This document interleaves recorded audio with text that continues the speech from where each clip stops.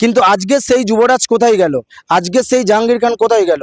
2018 সাল থেকে জাহাঙ্গীর খান যখন পঞ্চায়েতের দায়িত্বে আসে নমিনেশনে, ঠিক সেই থেকে শুরু করে 2026 যে 29 তারিখে ভোট হলো, সেই পর্যন্ত ফলতার মানুষ কোনোদিন তার ভোটাধিকার প্রয়োগ করতে পারেনি।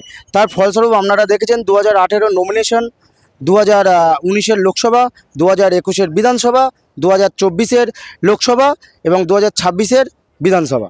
2024-এর যে লোকসভা, আপনি ভালো করে জানেন যে এখানে এই জাহাঙ্গীর খানের নেতৃত্বে আমাদের বিজেপি প্রার্থী অভিজিৎ দাস ববি মহাশয়কে আপনার দিকিরপাট থেকে শুরু করে ওখানে 1 ঘন্টা, পরবর্তীকালে বেলসিংয়ে 3 ঘন্টা, 4 ঘন্টা ধরে পুরো দিন ক্লোজ করে রেখে দেওয়া হয়েছিল।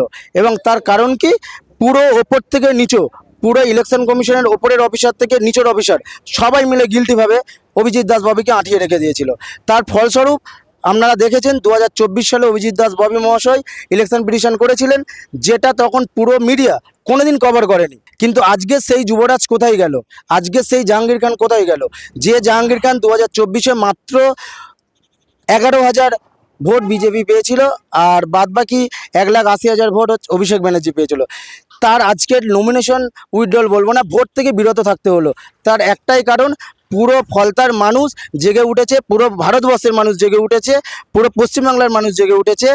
হিন্দু থেকে শুরু করে, মুসলিম থেকে শুরু করে, শিখ থেকে শুরু করে সবাই একত্রিত হয়ে ওই জাহাঙ্গীর খানকে ছুঁড়ে ফেলে দিয়েছে, যার জন্য আজকে সে ভোট থেকে বিরত হলো।